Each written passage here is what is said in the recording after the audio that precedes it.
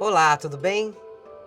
Se você está assistindo esse vídeo, é porque você está tendo a oportunidade de entrar em contato e se aprofundar e refletir sobre esse tema que cada vez mais se revela um problema fincado nas estruturas e bases do nosso país: o racismo. Na verdade, essa violência, porque racismo é uma violência, baseia todas as estruturas da sociedade brasileira de forma complexa, porque nem sempre ele é explícito.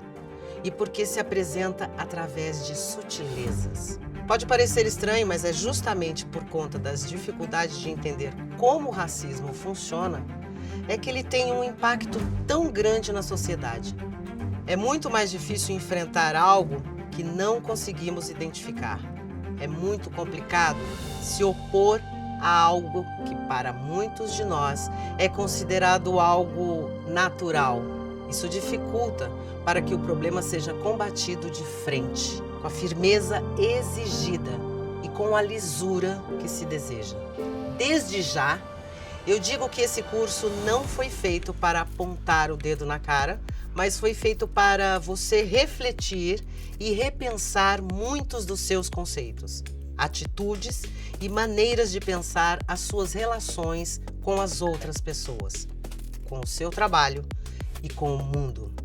Não é um tema fácil de abordar, mas é necessário falar para que nenhum de nós se cale ao testemunhar ou ser propriamente vítima de uma violência racista, discriminatória, segregacionista ou preconceituosa. O combate ao racismo depende de estudo, reflexão e ação. E esse curso vai tratar de alguns aspectos importantes sobre isso, com seriedade que merece, mas de forma que todos possam entender. No fim, eu quero que você seja, antes de tudo, um antirracista. Alguém que ajude no combate a essa violência. Então vamos começar? Ouça essa história.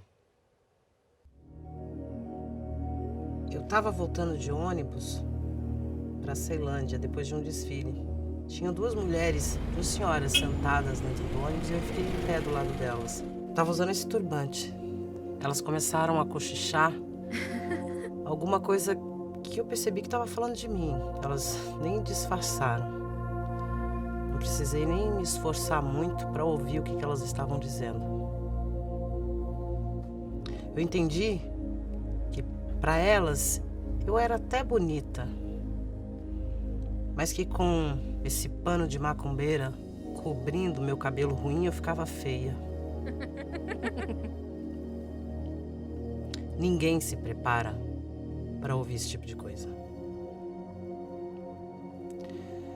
A tristeza e a raiva, elas tomam a mesma intensidade dentro do peito da gente. Eu me senti rebaixada, enojada. Mas quem deveria ter sentido vergonha dessa cena eram elas, não eu. Eu consegui apenas dizer que o que era ruim era o preconceito delas, não o meu cabelo. E sem graças, elas tentaram explicar o inexplicável, mas eu dei de ombros e fui para perto da porta para descer. É ruim sobreviver assim, no dia a dia dessa sociedade doente, racista, machista. Mas ficar calada para mim não é mais uma opção. Chega.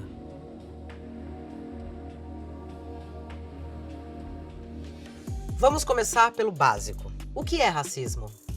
Por mais que todos consigam identificar o racismo facilmente, quando ele é manifestado através de xingamentos, violências, por motivos raciais e interdições, isso é apenas a face mais visível. O racismo não se reduz a um ato praticado pelo racista. Este ato é apenas o mais visível de um processo muito mais amplo. A pergunta que deveríamos fazer é: o que faz uma pessoa se sentir autorizada a discriminar alguém devido à cor da pele, o cabelo ou a cultura? Como a ideia de que existem raças ou de que o diferente é inferior foi parar na cabeça de alguém? Ou ainda, Como é possível que as pessoas que se dizem não racistas mantenham-se em silêncio ou não notem a discriminação? Olhe ao seu redor, veja a televisão, note quem manda nas empresas, quem apresenta os telejornais, quem manda na política. Por que os negros não estão nos espaços de poder? Seria porque não querem? Porque são incompetentes? Ou porque existem barreiras históricas à ascensão dos negros a estes espaços? Para que haja racismo é preciso que exista um processo, mais do que um ato ou um conjunto deles. Um processo histórico e político em que as condições para a discriminação contra minorias são sistematicamente reproduzidas. Vejam que anos e anos de discriminação racial vai tornando natural o lugar de negros e brancos na sociedade, constituindo um verdadeiro sistema. Assim é que se constitui uma sociedade em que pessoas com um determinado conjunto de traços físicos, origem e cultura são impossibilitadas de transitar entre determinados espaços, alcançar posições de destaque e poder, realizar tarefas específicas, se relacionar com pessoas de uma suposta casta, pertencer a uma classe ou mesmo permanecer vivas. Enfim, é o cerceamento da plenitude da vida e suas oportunidades devido à sua origem ancestral. No fim das contas, o racismo impede que se aproveite a vida com todas as possibilidades que ela pode oferecer. Simplesmente por causa de características que você não escolheu, mas que socialmente determinam o seu destino. Já faz muito tempo que eu trabalho como entregador de aplicativo. Comecei entregando de bicicleta e consegui comprar uma moto. Domingo agora, eu fui fazer uma entrega no condomínio de luxo aqui em Goiânia mesmo. Mas acontece que o endereço da madame lá estava errado. O endereço não batia. Aí eu tava na portaria, fiquei falando, ninguém veio me atender, começou a chover, aí eu liguei pro restaurante, o restaurante tava lotado. Não conseguia fazer contato com ninguém. Aí o gerente do restaurante conseguiu falar com ela pelo chat do aplicativo. Sabe o que ela falou? Ela respondeu gritando: "Esse preto não vai entrar no meu condomínio. Manda outro motoboy branco, que eu não vou permitir entrada de macaco aqui." A gerente cancelou a entrega e me pediu desculpas. Logo depois, o dono do restaurante me convenceu de entrar na justiça contra essa madame, essa cliente. Mas a gente já sabe o que vai acontecer. Ela vai dizer que não estava num dia bom. Vamos entender o que é raça. Ao puxar esse tema, de forma muito cínica, você pode ouvir que o ser humano não tem raça, que biologicamente a segmentação por raça se aplica a plantas e animais. A questão é que a concepção de raça realmente não é natural. A raça é o resultado de um processo histórico que cria esse modo de classificar as pessoas pela cor da pele e pela cultura. A ideia de raça serve a propósitos políticos, para o estabelecimento de hierarquias sociais e para legitimar desigualdades. Este processo é o racismo. Eu sou funcionária pública. Eu dou aula em uma escola e eu amo o que eu faço. Um dia eu estava voltando de ônibus e comecei numa conversa com uma senhora. Essas coisas que acontecem quando você está dentro do ônibus, né? Você vai fazendo amizade, a viagem é longa, você vai conversando, aí você vai pegando um papo com uma pessoa que você nem conhece e vai gostando. Quando eu estava quase chegando na minha parada, essa senhora me entregou um cartão dela e disse que ela estava precisando de uma empregada doméstica como eu. Antes de me ver, ela viu a minha cor. Como se a parte que cabe nesse latifúndio da sociedade para mim fosse sempre a porta dos fundos. Nossa, eu tive uma vontade tão grande de xingar essa mulher, mas ao invés disso, eu também entreguei o meu cartão. E falei para ela também que eu estava precisando de uma empregada doméstica como ela. Dificilmente uma pessoa visivelmente negra passa um mês sem sofrer algum preconceito. Ainda esse ano teve um segurança desconfiado dentro de uma loja de roupas que saiu atrás de mim me seguindo durante todo o tempo que eu fiquei dentro da loja. Não consegui comprar nada. Aí eu fui em uma outra loja e a vendedora me recebeu e perguntou se eu queria alguma coisa. Eu fiquei tão feliz que eu acabei comprando naquela loja que eu nem ia comprar. Você se sente privilegiada quando você é tratada como igual, como cidadã. É importante ressaltar que, ainda que o racismo seja um problema moral e jurídico, racismo é crime. Trata-se, sobretudo, de um problema político que, portanto, não se esgota com a aplicação das leis penais. O racismo é relação de poder, de força, cujo sentido e alcance se vale da ideia histórica e social de raça. Vejam como este sistema se construiu historicamente no século XVIII.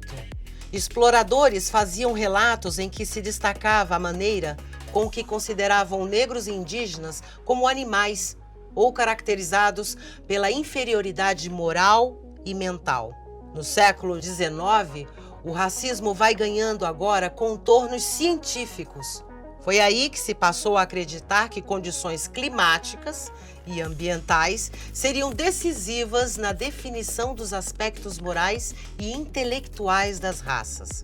Não coincidentemente, as características ruins eram sempre associadas a outras raças que não fosse a branca. Importante dizer, os brancos também foram uma invenção. Vamos tentar entender o que é ser branco.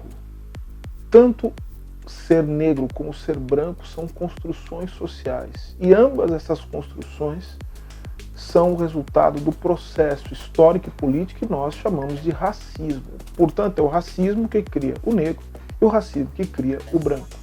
O que eu quero dizer com isso? Quero dizer que ninguém nasce sendo branco ou sendo negro. Uma série de condições políticas, jurídicas, econômicas vão atuando sobre o corpo dos indivíduos e atribuindo às características físicas ou culturais significados que não são significados essenciais que nascem com o indivíduo, mas que são socialmente atribuídos por conta de uma construção do imaginário social que valoriza certas características físicas ou certas práticas culturais em detrimento de outras práticas culturais tidas como subalternas, inferiores, e assim que o racismo atua. É preciso, portanto, que um certo arranjo econômico, é preciso que haja a incidência de certas leis, é preciso, portanto, que politicamente se construa a diferença racial.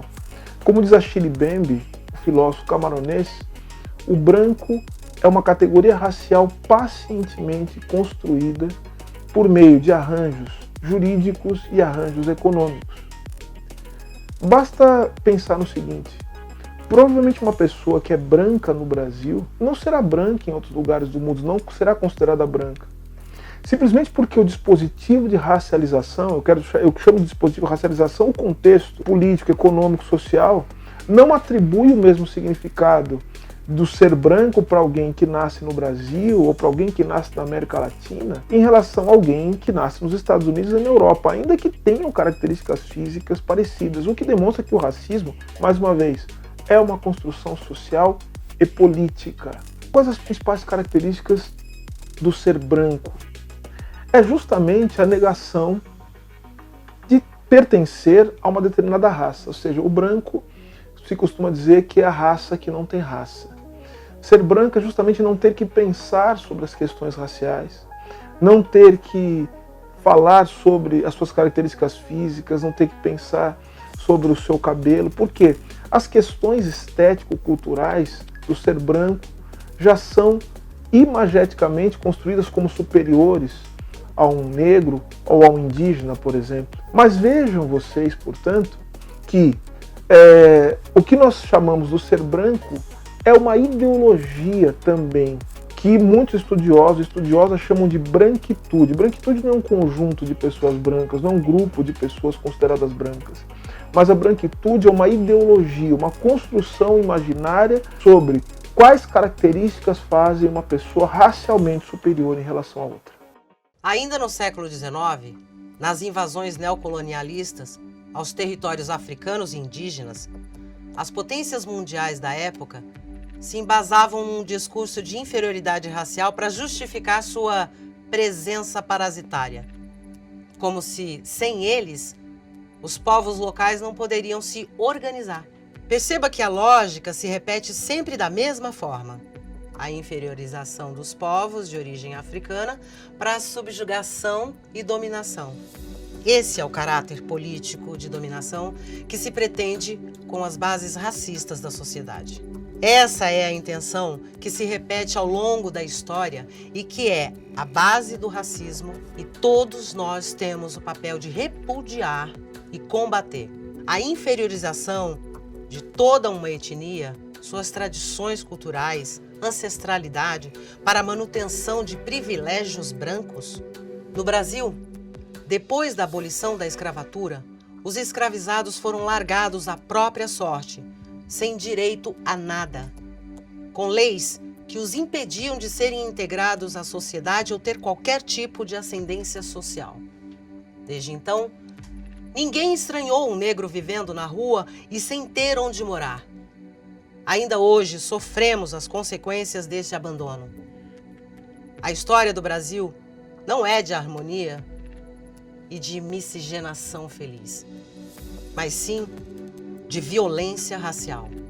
É evidente que esse histórico influenciou a formação da nossa economia e nossas instituições políticas. Está também nas nossas leis e no próprio modo com que pensamos e sentimos uns aos outros. Enfim, moldou a nossa estrutura social, não de forma episódica ou ocasional, mas como um elemento presente contra o qual temos que lutar diariamente.